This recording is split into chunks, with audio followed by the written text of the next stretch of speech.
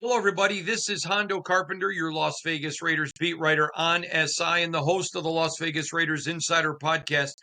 Thrilled today to be joined by my dear friend, the great Matt Hladik from Men's Journal. And you can check him out at mensjournal.com. Of course, Men's Journal's been around forever, and I love it. And Matt is now there as a writer doing a terrific job. Anything Matt writes, I'm always a reader. I not only is he a great friend, but he's a great journalist, and on top of it, I love and care for him. I mean, we're personal friends. And Matt, you're one of the best people in the world, and I'm so excited football season's here, brother.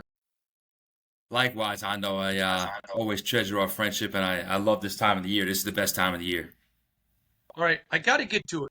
I want to start with Pete Carroll, and then we're going to talk about Raider expectations, and then we're going to get in around the NFL. But because we've been friends a long time, I have been around a lot of great coaches, a lot of great football coaches, a lot of great other coaches, Hall of Fame guys. And I'm going to tell you, I have never been around anyone like Pete Carroll. He is a unicorn.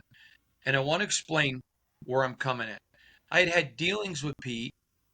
I had a lot of friends that coached with, worked with, or played for him who all praised him. And so my perception of Pete, and I had limited interaction, but I had interaction, was warm, jovial, player's guy, very personable. All that's true. But what has stunned me is he is as demanding as Belichick, Saban, Bobby Knight, but he's able to be that demanding and yet warm and jovial. I'll give you an example. He goes up to a Raider player this offseason and says, I want you to make this team. I believe in you. It's why you're here. But at the level you're performing, you're not going to make it. And I don't want you to just be sitting there on cut day wondering what happened. And the player said to me, when I walked out of that meet or walked away from that meeting, I felt bad that I had let him down. And he said, because here he believes in me so much. And he said, I've had coaches demean me, threaten my job, and yeah, he did threaten my job, but he didn't demean me and almost made it like I was letting him down, and he believed hmm in me so much. This guy's a unicorn. I would love your thoughts on Pete Carroll. Well, first, apologies if you can hear any of the sirens in the background. It's a busy morning. Hey, you live Uh, in the Big Apple, brother. yeah. We expect So, the Big Apple. but I mean, listen, I think that the best kind of bosses, whether it's in an office job or writing or teaching or playing professional sports, best kind of bosses are people that demand that excellence, but do it in a way that you feel driven to want to perform well, not just for yourself, but for them, as opposed to they are, a taskmaster and they're like really, on you and riding you, and you do it almost out of spite or you do it because you have to. So I think finding that line is a big thing when it comes to building a program, building a team. And Pete Carroll, obviously, on decades of experience and success, he knows what buttons to push. He knows probably, there might be some guys who maybe need to be pushed a little harder than others. There might be some guys who can be coaxed in different ways. And I think that's part of being a successful coach, successful leader. Um, I've said this before. I think that in order to compete in the AFC West, excuse me, and I'm not saying the Raiders are going to win a division or be anything like that in 2025 yet, but in order to be a respectable team in the AFC West in this era, you have to have a coach and a quarterback because you got Andy Reid and Patrick Mahomes, and you have Jim Harbaugh and Justin Herbert, and now you have Sean Payton, and it looks like Bo Nix is, his guy. So you can't just be flying by the seat of your pants here. And I think that the commitment that the Raiders made this offseason to getting that stability as a head coach with Pete Carroll and then also Geno Smith at quarterback, it helps them immediately settle in with a nice floor in the AFC West. And I think, makes them a tougher opponent for teams to play against. Hmm. Interesting. You know what? I agree with what you're saying. It makes sense to me.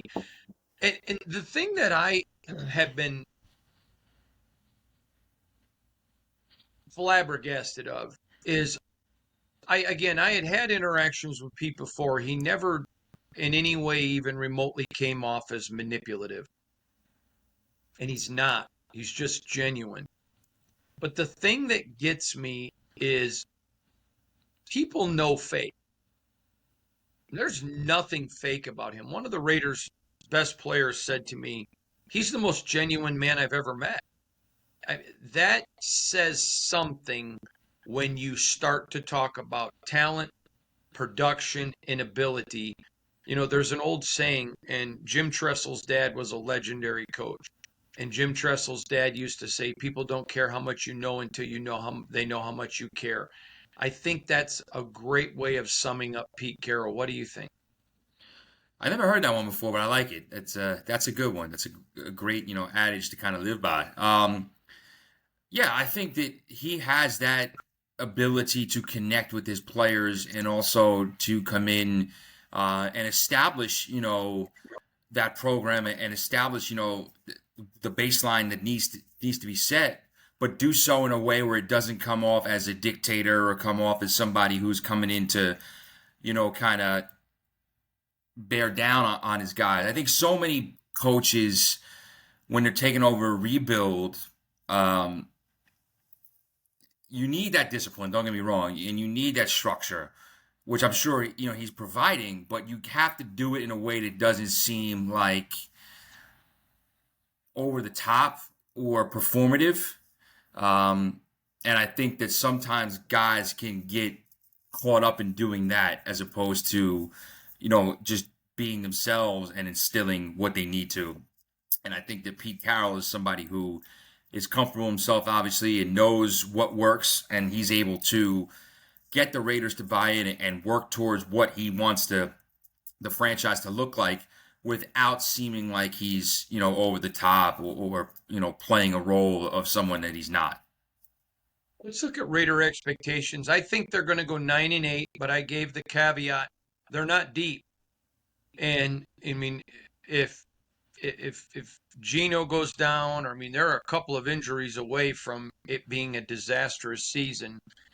But I think the expectations, to me at least, Matt, are Raider Nation just wants to see improvement, and I'm 100% convinced they will. But what are your expectations on this team? Sure. I think when you look at the Raiders, I think you obviously want to see that improvement. You want to see what looks like a coherent, cohesive team, um, week in and week out. But just to me, and again, I'm not expecting them to be a playoff team this year. I'm expecting them to be a lot more competitive, win some more games. But I look at their first, 6 weeks of the season, and at New England, well, never easy to go on the road week one, especially going across the country. But that's a game they might, they could win that game. The Chargers, I think, are a better team, but they get them at home in the home opener in week two on Monday Night Football. So that's a game you feel like you might be able to steal. I think they'll lose at Washington week three, but then you get the Bears at home, at the Colts, who are not that threatening, and home against Tennessee. I think if you're the Raiders, if you can go 3-3, 4-2 in those first few weeks, you can make things kind of interesting, and you can really get your fans to buy in and generate that excitement before you get into your trips to Denver, trips to Kansas City, the road game in LA, Philly later in the year. Schedule gets harder in the second half, but I think there's the potential to get some wins early, bank some wins, and make things very interesting. Overall, just the general expectations, I think they're going to be a more buttoned up, a team that executes better. And again, it all comes down to health, like you said, because they are thin at some spots. If Geno Smith gets hurt, if any receivers go down, they don't want to lose any of their real big impact guys on defense, of course. But they do have enough talent where they can be competitive and be feisty. All right, good. I got to tell you, it's going to be interesting. So, what do you think? I'm predicting 9-8, but with the caveat that this is not a team that can sustain a lot of major injuries. What are your guess? I want to say I was in that 8-9 range when we did it a few months ago, if I remember correctly. Yep, I'm you were. looking at the schedule now, and obviously with the caveat of health, like you said, and also you don't necessarily know how things are going to play out by the end of the year and what other teams may have injuries or what other teams will be playing for. But I think this is a team that can be, 7 to 9 wins, definitely. I think 8, 9 wins in that thing, where it's not enough to make the playoffs in the AFC, but you're in the mix and you're fighting and you know, each game has meaning and you're not maybe just playing spoiler at the end of the year. I think that's something that the Raiders can accomplish, but they have to start fast. They have to get out and win some games early because you can't rely on making up ground later in the year when you have, a couple of tough road trips in the division, a road trip to Philly, a road trip to Houston, who could be a playoff team again. Kansas City, even though it's at home again late in the year, you don't want to have to make up ground late. You want to get off to a fast start and kind of see where that takes you. So let me ask you this question, Matt, because I think it's important. Let's look ahead to this game this weekend, New England. I have the Raiders winning it. I'm going to tell you why. I think if they were playing this game in November, the Raiders would lose. So I'm going to make that point. Number one, it's the healthiest the Raiders are going to be all year. Number one. Number two, they've got Patrick Graham, who is not, there's some adjustments, but it's the same defense. Then you have a quarterback now who understands exactly what the head coach wants. He's an experienced quarterback. I love Chip Kelly. Raider fan is going to be thrilled about this offense. But you flip it and you go over to New England. I love Josh McDaniels, the offensive coordinator. I love Josh McDaniels, the man. Not a good head coach, but he's a great offensive coordinator and he's a great person. Vrabel brings in a new defense, and you have a young quarterback who I like, Drake May. I like him a lot, but it takes a while to learn the Josh McDaniels system. When you're looking at them, meaning them being the Patriots, getting new systems on both sides of the ball, first game, young quarterback with a very difficult offense, and then a Raider team coming in healthy, I just think it gives them a little bit of an edge. I've got them winning the game. Do you think I'm oversimplifying it, or do you think that's a realistic thought in my No, process? I think that that's definitely realistic, and I think that the Patriots are another team that they've got to get off to a fast start. Because if you look at their opening Mhm. few weeks of the season, you know, they do have to play the Steelers, even though it's at home, and they have to go to Buffalo. But they have some winnable games early on. And I know a lot of people are projecting them to maybe be a surprise team in the AFC and get to the playoffs with Drake May and Mike Vrabel. And for them to do that, I think that, they need to come out with a fast start. They have to win on Sunday. So I think that the pressure's not the pressure, I shouldn't say, because it's still only week one, but I think it's a game that the Patriots got to get at home to feel good starting up the season. I think the Raiders, it's a game that you're playing kind of loose. You're first game of a new era. Fan base excited, teams excited. I think it's a game they can win. I think that it would be a game that would be a massive boost of confidence to start the season. I agree 100%. Now, lastly, and then we're going to switch and go to a different direction, but I have said this. I'd love your opinion. Pete Carroll's job is not in jeopardy, nor should it be. That would be foolishness.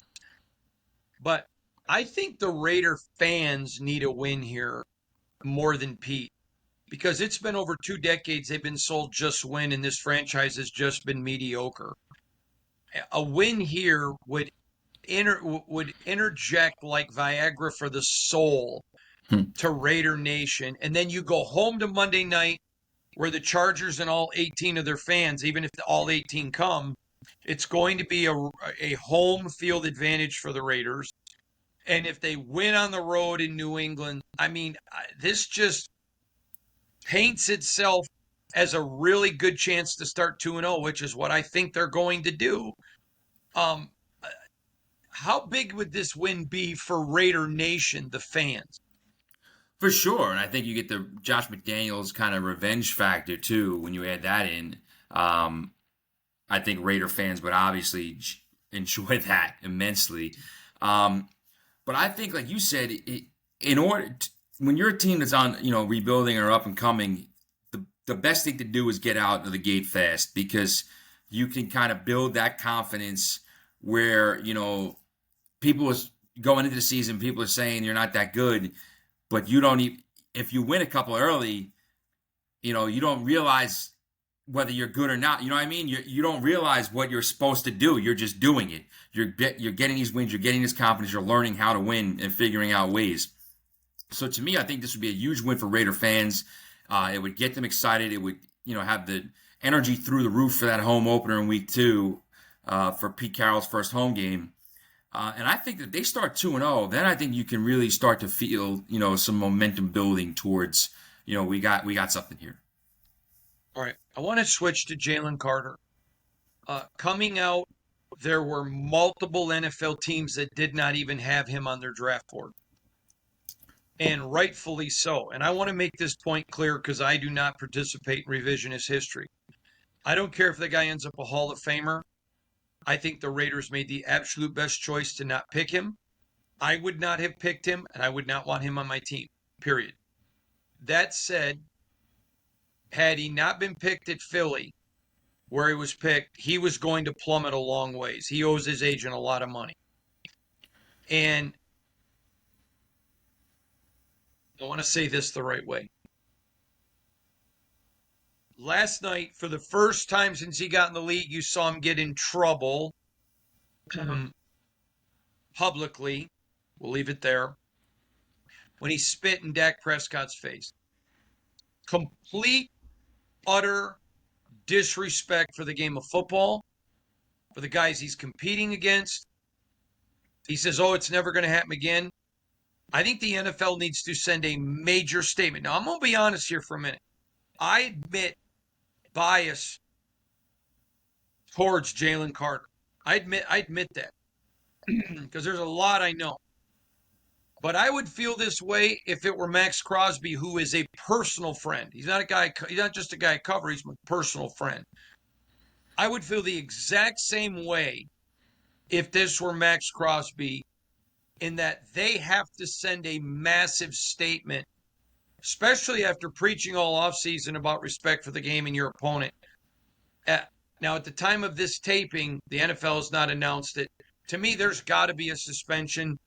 It's just the wrong way to do something. And again, I admit my bias towards Jalen, but I would feel the same if it were Max. But by the way, it wouldn't be Max. He's a class act. Tell me where I'm wrong. What am I missing? To me, I think that obviously they are going to, at the very least, it's going to be a hefty fine. I would say it's going to be a substantial fine. The NFL can't be happy that that's how they started their season, literally. I mean, before the first play, a guy on the defending Super Bowl champions, primetime, who's a great player, talented player, gets thrown out of the game for spitting on, the quarterback of the Cowboys, Dak Prescott. I can't say for sure if there'll be a suspension, but I wouldn't be surprised if there were. And I think that a suspension would make some sense because of just how public it was and how blatant it was. This isn't something that happened at the bottom of a pile where we know that crazy stuff goes on and things get kind of gnarly down there. This was right in front of the ref, right in front of the cameras. And like you said with Jalen Carter, I know when Philly drafted him and when, he had a great season last year when they won the Super Bowl, so many people were lamenting, how did the league let Howie Roseman get Jalen Carter? And listen, there's a lot of instances where the Eagles have taken advantage of dumb, bad teams to make their roster better. But this one was a little bit different because they took a risk here. I mean, Jalen Carter didn't just fall because these other teams just couldn't see how talented he was. There were issues. And I said to you at the time of the draft, I think that the Eagles were the only team that it made, the only team where he had a chance to reach his potential because they had so many Georgia guys there and they had veterans and they had that infrastructure in place already. as opposed to going to the Raiders or going to, another team that was rebuilding and wasn't very good, where you don't know what he's going to do. So I think when you take all that into account, I think a suspension would be warranted. I'm not saying he's going to get one, but I think it would be something that the NFL, it wouldn't shock me. Well, I know how much they've talked to the players this year about respect of your opponents. And so I just sent out a text to a bunch of executives last night the moment it happened, said, what do you think results? And one of them literally within 10 seconds, suspension. And so I started asking everyone else, and I texted a couple players, and they're like, with all the talk they did this offseason about respecting it, for him to do this in the very beginning is one player equated it to a double middle finger to Roger Goodell for all the offseason thing. To Mhm. me, this is a no-brainer. There's got to be a suspension, period, or just admit the NFL's duplicitous, which I think you could say that or make an argument. All right, I want to turn to uh,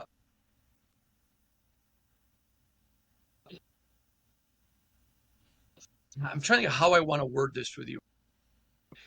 I want to go to Belichick, and I'm going to say this right up front because you know this. I have a bias for Belichick. I've had a lot of dealings with him. I like him, all of it.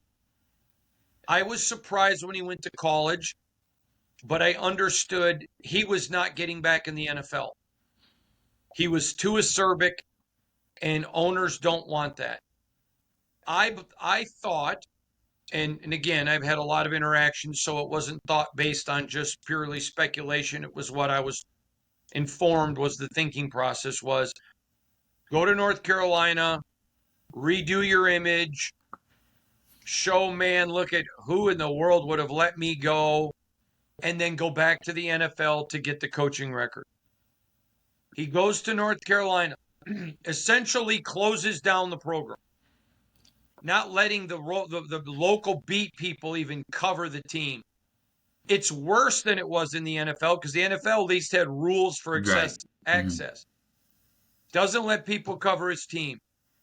His girlfriend's out there on the field during the game. At least I saw a video alleging it. So I was not there to see it.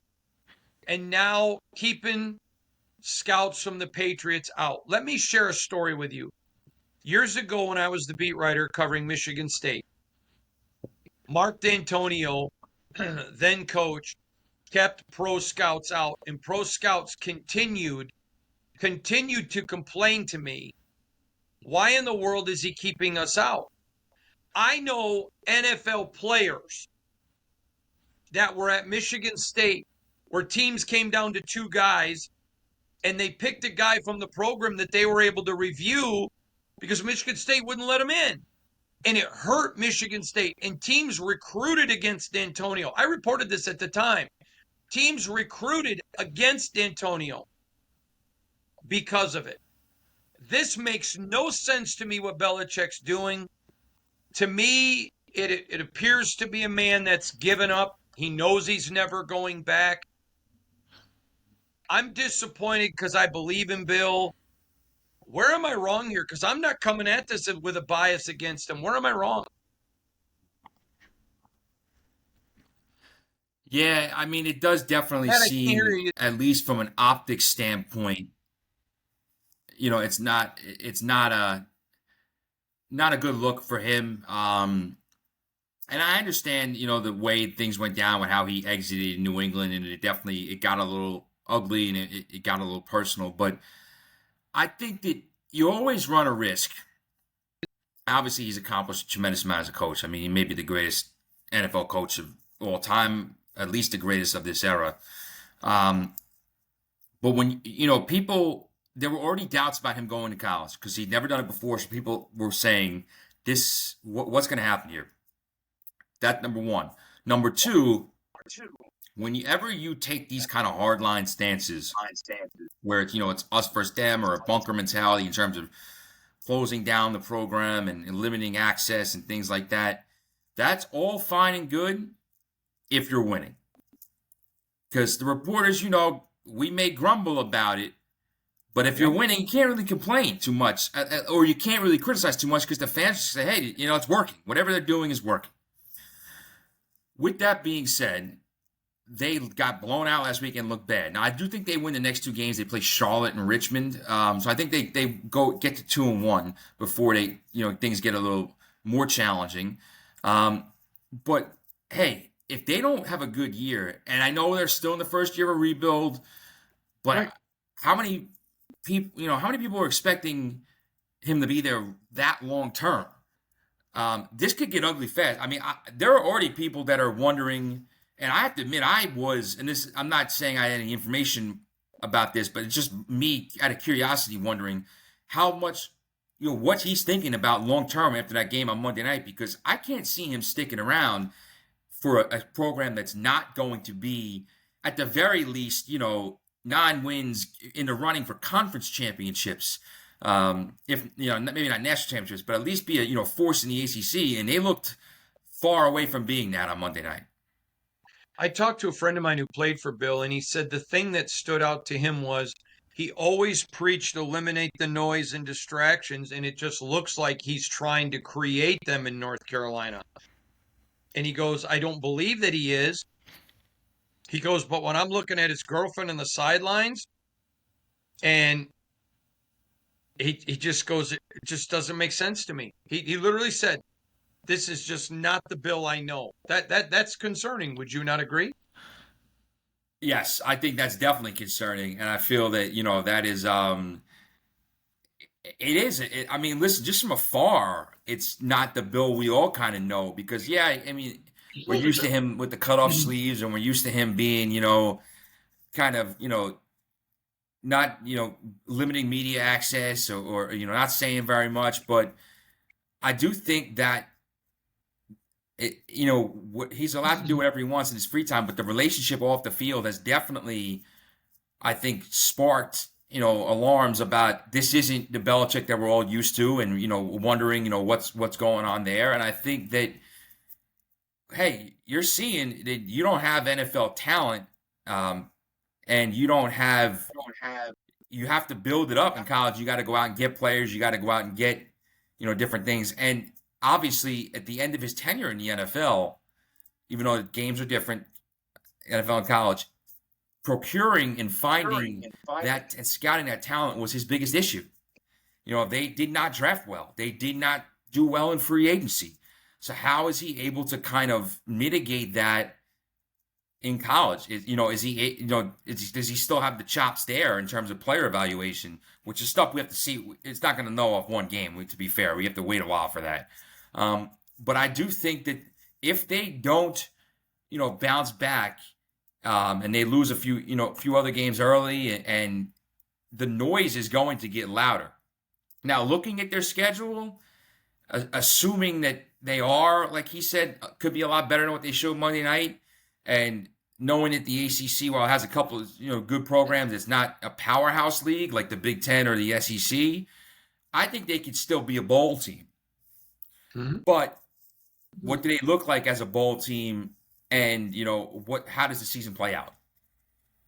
It's going to be fascinating. Mm-hmm. Last thing I want to talk to you about is a team we normally don't talk about, the Jacksonville Jaguars. Liam Cohn gets the job because he's an offensive mind, and they're sitting there on Trevor Lawrence, who I still believe has massive potential to be a great quarterback, not a good one. I just think he has been put in a horrible position. They go get Travis Hunter. They have a disrespected defense. I think there's a lot of great talent on that defense. I think that defense can be good. Is there more pressure on any first-year coach than Liam Cohn?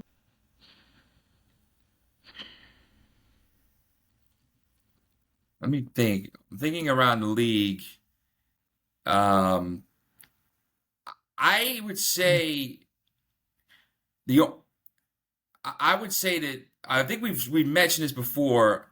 The only guys that I would say have are in that realm or Brian Schottenheimer about the nature of being head coach of the Cowboys, and Ben Johnson.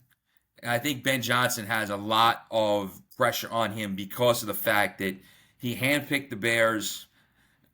Caleb Williams is their number one overall pick. The Bears are and their fans are relying on him to get Caleb Williams right, because if they can't hit on that pick, when are they ever going to find a quarterback? So Mm-hmm. I think those guys are in the running. But Liam Cohen, listen, he goes in there with, definitely fans are going to want to see some results fast, because especially in that division, that's a division that, Jacksonville won it in 2021 and 2022, and then CJ Stroud's kind of had it the last couple of years. I think Jacksonville could easily win it again this year. I think they're a team. I think the only team in that division that you can't, I have a hard time seeing them make a run is and I have to apologize. I got the year wrong with Jacksonville. They won the division in 2022, just 2022. 2021 was that Urban Meyer disaster. They just missed on winning division back-to-back years. But point still stands. The only team in that AFC South that I really can't see winning division is the Titans with a rookie quarterback and a rebuilding team. But the other three teams can be in the mix for it. And I think that the Jaguars, there is some pressure to get the most out of Trevor Lawrence finally, to make, they traded up for Travis Hunter, so get the most out of him and make the playoffs in year one. It's going to be a fascinating year for football. I'm so glad it's back, Matt.